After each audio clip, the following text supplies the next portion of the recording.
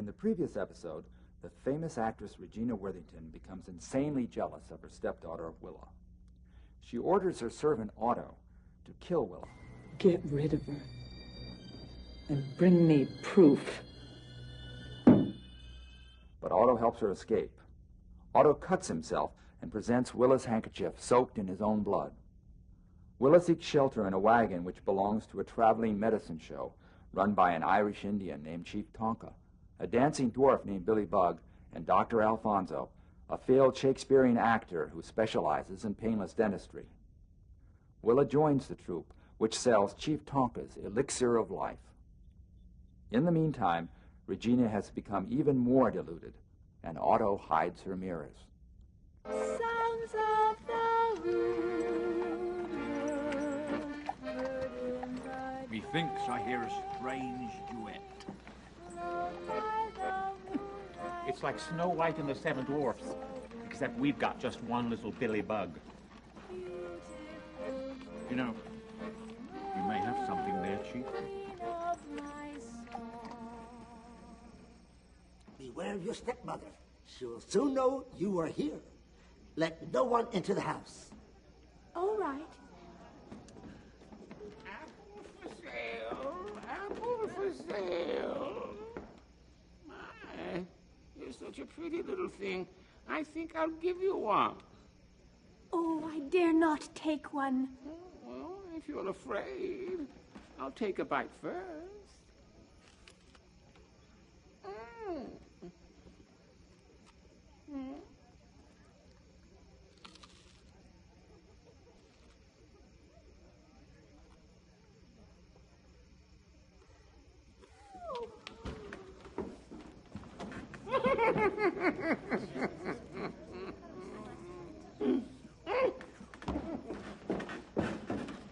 Hey, Doc, you gotta do something.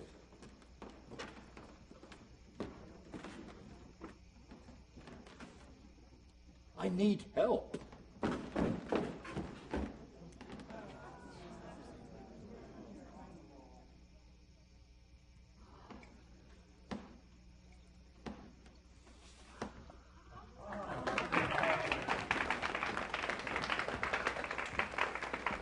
Ladies and gentlemen, this is not make-believe.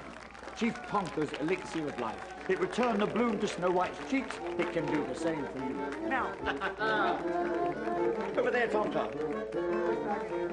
Willa, to your left.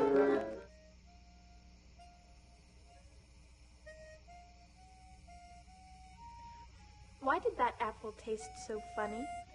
Because it was an onion. An onion. We didn't have a real apple, so I painted an onion. Sorry, Willa. That's what we do, young lady. We provide illusions. I think our little Willa would prefer a grander stage, a real apple, and a handsomer prince. We don't sell romance. We sell Tonka's elixir of life. Well, your sign says celebrated dramatic performances. I know the balcony scene from Romeo and Juliet. Shakespeare? In a medicine show? Well, I don't know, Alice. I think it could work. Well, let's try it and see what happens. Anyway, the real question is, who plays Romeo?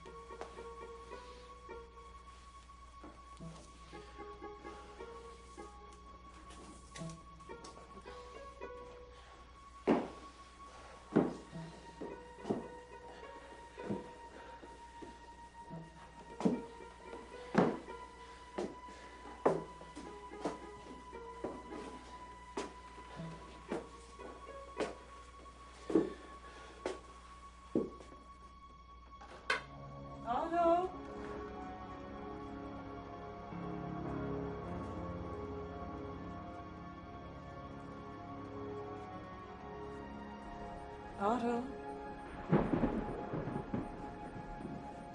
How do I look? You look lovely,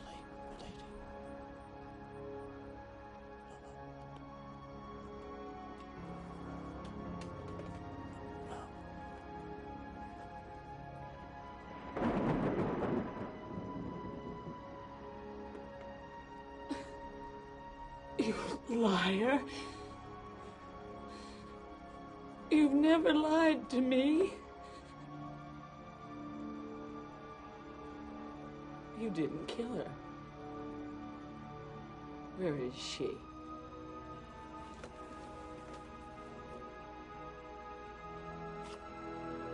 Where is she? Where is she? What light through yonder window breaks? It is the east, and Juliet, the sun.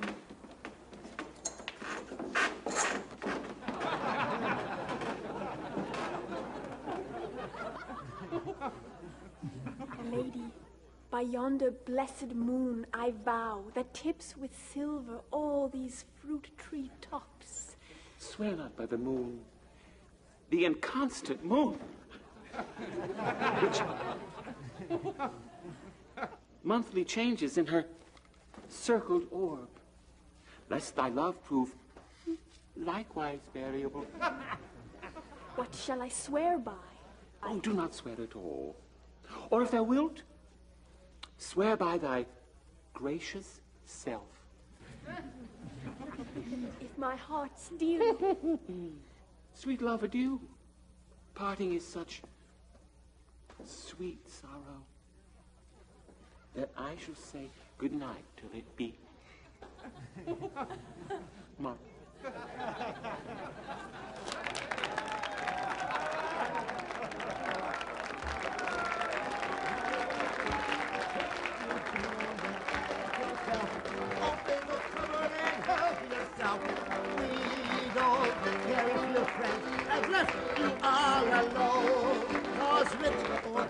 Just knock at my door and make yourself at home. Everybody, come around any old time and make. Am I mistaken? Or did I detect a wee bit of dissatisfaction from Romeo? Heaven is here where Juliet is. And every cat and dog and little mouse, every unworthy thing, live here in heaven and may look on her. But Romeo may not. That's beautiful. Isn't it? Well, I have to play it for laughs.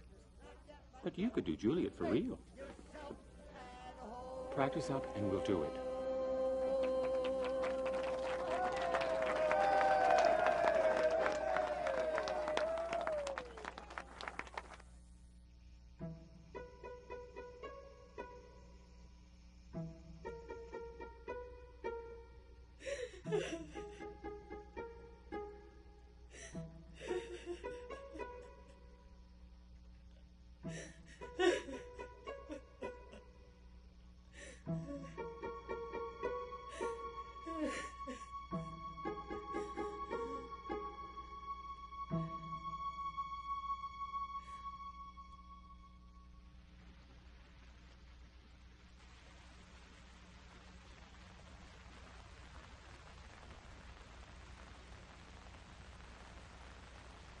Who are you writing to?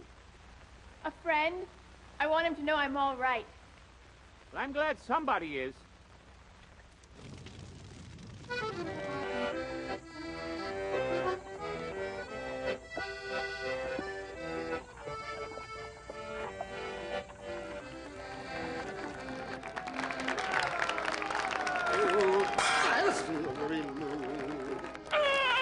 That's all, ladies and gentlemen. One single dot.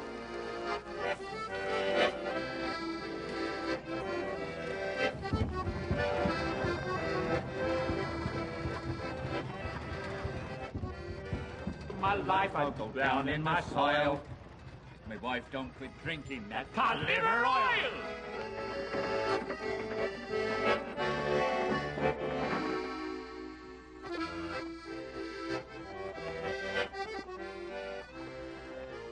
Once it clicks in your head, you'll never forget it. All right, from the cue. Enter the wife. What hast thou there? What has to where? Thou there, inside thy pants. Drop, you damn fool. Whoa there, Gilbert.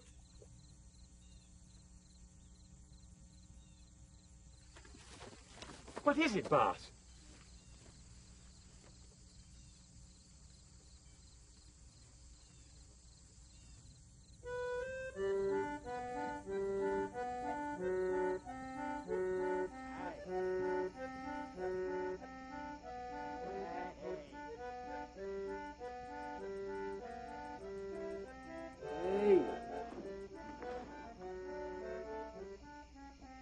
Start the moving pictures.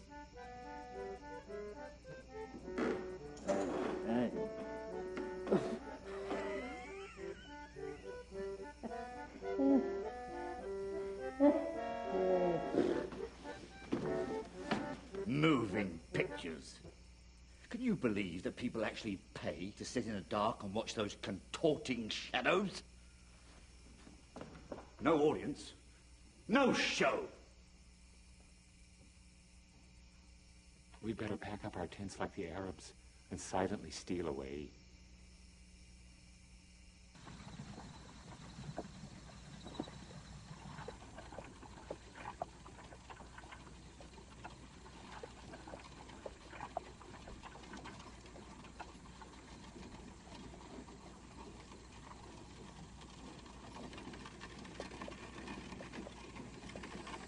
Well, well, look at this. It's our moving picture man. Whoa there, Gilbert.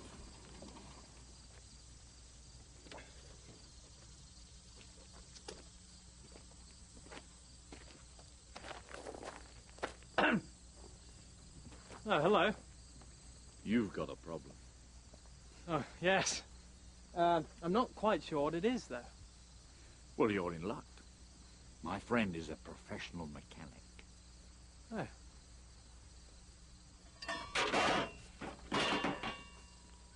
Hello. Oh. Hello. Is this your toolbox? We'll take a look. All right. I say, this is really wonderful. Thank you. Hello. Would you happen to have a monkey wrench? I'm sorry, what? A monkey wrench. For the wheel? Oh, yes. Hello. Your friends are fixing my motor car. Yes, they are. I'm ever so pleased you came by. I haven't the vaguest idea what to do. Where are you from? England. My name is Toby Blythe Worcester. I'm Willa.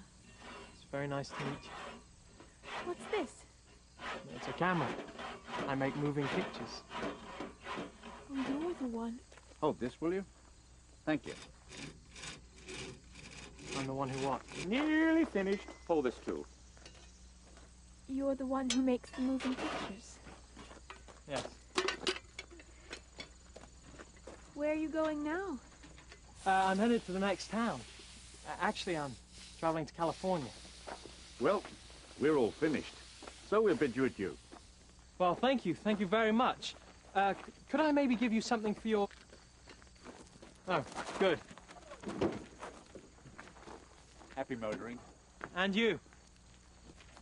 Come on, Willa.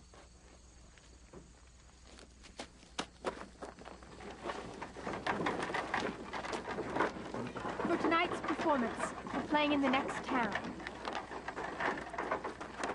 Thank you.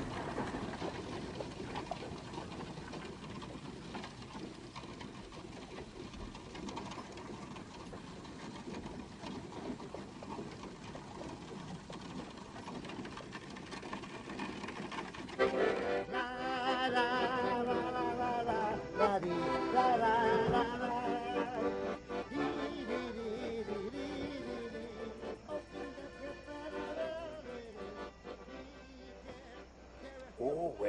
Me. That's bad luck, you know. And you must never, never, never count the audience. You need to be patient, Willa. If he's walking, he may not get here till tomorrow. That's not funny. What you did to his car was awful. Kid, you seem to have forgotten that he's responsible for Our poor attendance. But he didn't do it on purpose. Well, we'll talk about that later. Right now, we got a show. What hast thou? There.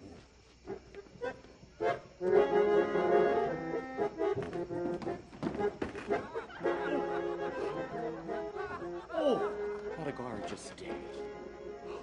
Look at that glorious sun. 'Tis truly a wonderful, marvelous, glorious day. Oh, what is this that glistens so in the sun? I shall go and observe what it is.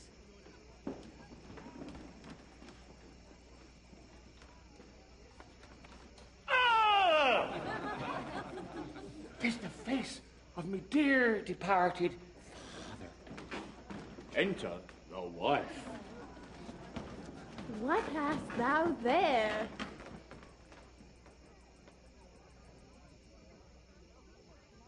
Ah! You wretch! 'Tis the face of a woman! You deceiver! You cheat! No, impossible. It is the face of me dear departed father. Look, see? Ah! You wretch! 'Tis the face of a woman! And such an ugly face. What, may I inquire, is all this rumpus? Tis but a frame containing the face of me dear departed father. Let me see it. Maybe I can settle the argument. Ah! Thou art both wrong. 'Tis the face of a jackass.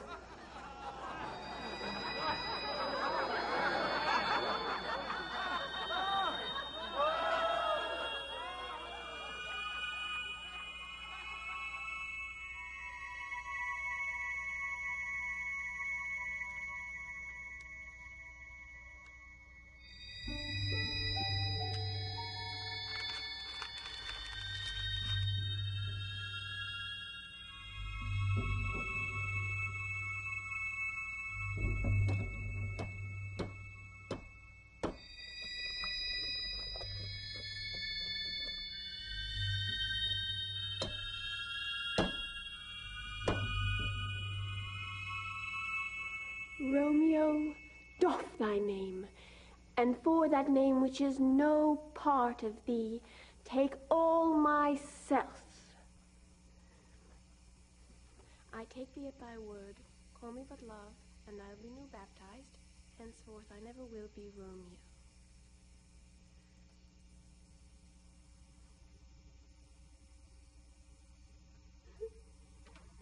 Hello.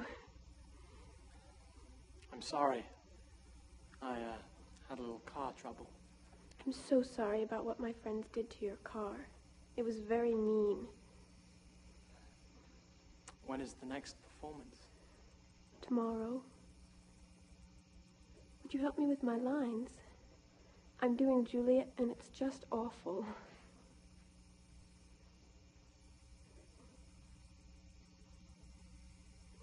At the top, my line. What man art thou that thus bescreened a night, so stumblest on my counsel? By a name I know not how to tell thee who I am. My name, dear saint, is hateful to myself, because it is an enemy to thee. My ears have not yet drunk 100 words of thy tongue's utterance. Uttering. How camest thou hither? The orchard walls are high, and hard to climb in the place of death, considering who thou art, if any of my kinsmen find thee here. With love's light wings did I perch these walls, for stony limits cannot hold love out and what love can do. That there's love attempt. Therefore thy kinsmen are no let to me. I would not for the world they saw thee here. If they do see thee, they will murder thee. Well, well, it's the moving picture man. It seems to me you were on your way to California, fame and fortune. He was helping me with my lines. Yes, my dear, I know. And now the hour is late, and you should be in your truckle bed.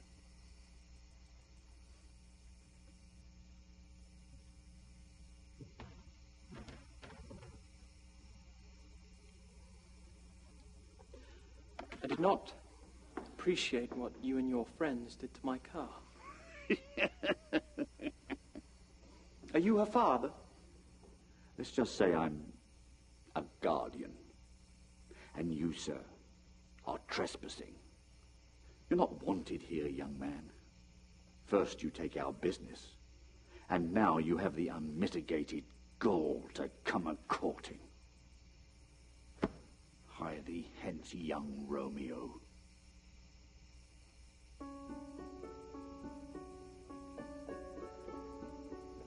Go off to your California, young man. Let us not see you again.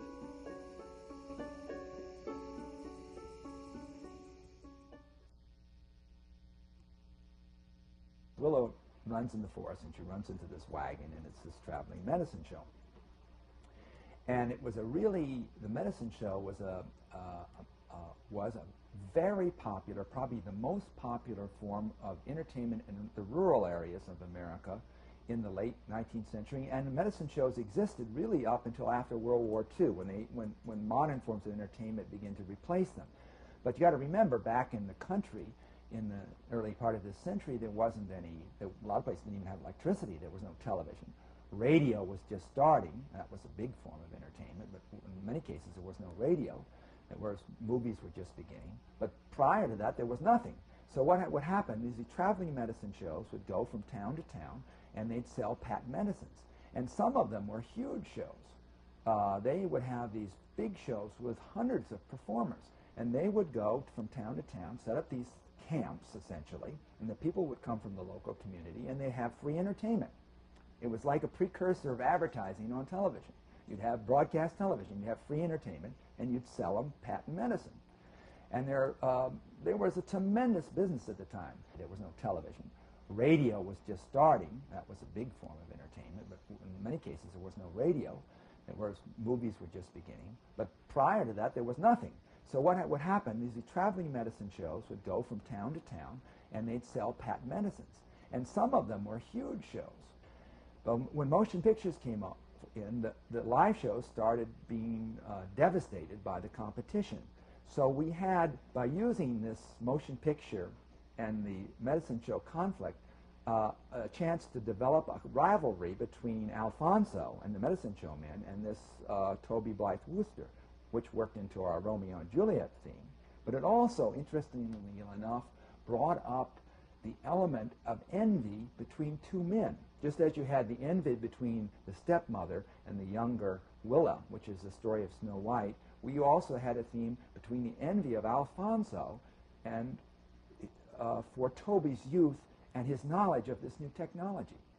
In a way, you can, at this period in our history now, many older men feel very inadequate with computers and the new kind of technology that's coming across, and insecure in terms of their jobs, and angry at people who essentially are replacing them because they know newer technology. And that's exactly the issue that came up between these two men, Alfonso and Toby. I mean, Regina in our story was a woman who didn't want to bend to time. The Snow White story is a story about aging and change, and she wanted the mirror to this outer thing outside of her to tell her that she was wonderful, beautiful, and talented, no matter whether she was or not, or no matter how she changed. And of course, Otto was trying to prevent her from seeing the change by hiding the mirrors. in the story. So Regina refused to recognize that her individuality was subservient to her humanity, which is the fact she's going to die. I mean, she's going to get old and die. All of us, no matter how glamorous the movie star, is going to look old and die.